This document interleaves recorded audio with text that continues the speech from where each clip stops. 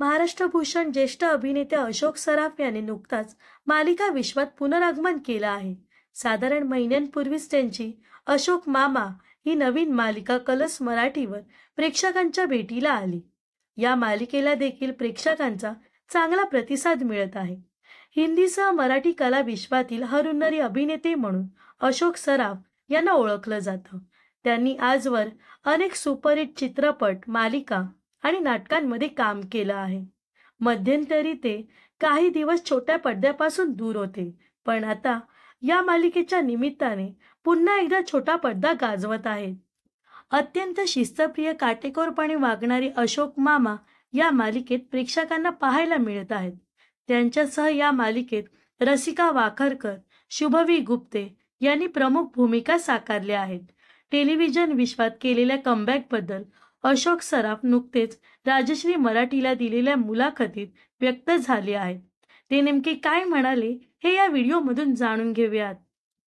मालिकेसाठी रोजचे जवळपास 12 ते 14 तास द्यावे लागते, त्यामुळे तुम्ही टेलिव्हिजनवर परतण्याचा निर्णय केव्हा घेतला, हा प्रश्न विचारताच अशोक सराफ म्हणाले, खरं सांगू, मी मालिका करणार नव्हतो। मालिका डेली सोपमध्ये काही वेगळं करता येत नाही। आपण पाठ केलेलं बोलतो मग कट, अशा पद्धतीचं स्वरूप असतं। कारण टेलिसोप असल्याने त्यांना ही एपिसोड शूट करायचे असतात, पण माझं तसं नाहीये। प्रत्येक गोष्टीचा विचार करून मी कृती करतो। एखादा लूक, सीन, त्यामागचा विचार समजून घ्यायचा असतो। म्हणून मी मालिका करणार नव्हतो, पण सर्वांनी आग्रह केला आणि मी तयार झालो। घरातून जास्त आग्रह धरला। विशेष म्हणजे निवेदिता म्हणाली, करा मालिका। मग मी तयार झालो। तिने पाठिंबा दिला। मालिकेसाठी मी नाटक थोडं लांबणीवर ठेवलंय, कारण एकाच वेळी 2 गोष्टी करण्यात काही अर्थ नाही। त्यामुळे थोडे दिवस मी नाटक थांबवलंय। मालिका संपली की पुन्हा एकदा मी नाटकाकडे वळणार, असं यावेळी अशोक सराफ यांनी सांगितलं आहे।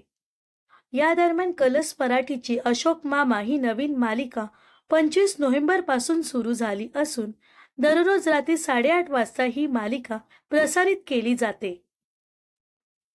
तर अशोक मामा या मालिकेविषयी तुम्हाला काय वाटतंय नक्कीच कमेंट्समध्ये सांगा।